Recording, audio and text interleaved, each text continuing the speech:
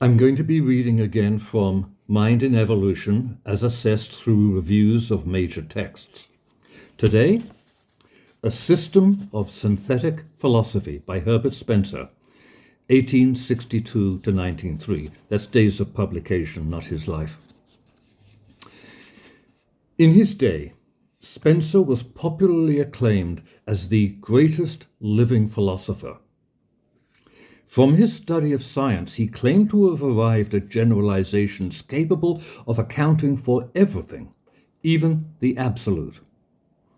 Of laws of the knowable, one of the principles underlying his system, Spencer wrote, quote, "A statement of the ultimate principles discernible throughout all manifestations of the absolute, those highest generalizations now being disclosed by science, which are severally true not of one class of phenomena, but of all classes of phenomena, and which are thus the key to all classes of phenomena."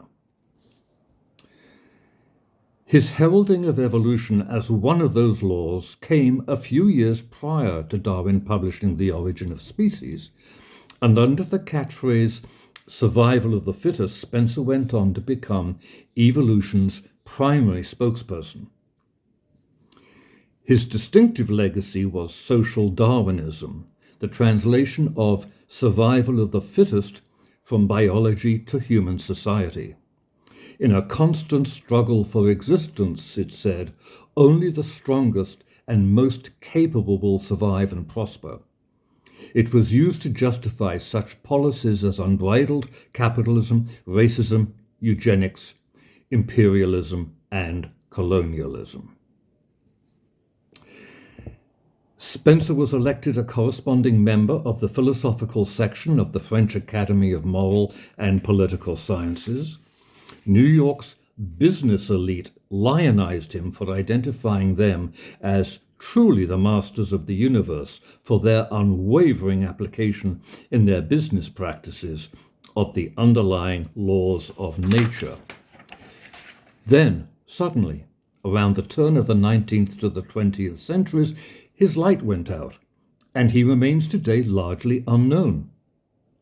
His system that he published and updated from 1863 to 1893 is entirely unreadable. Here's a quote from the Internet Encyclopedia of Philosophy.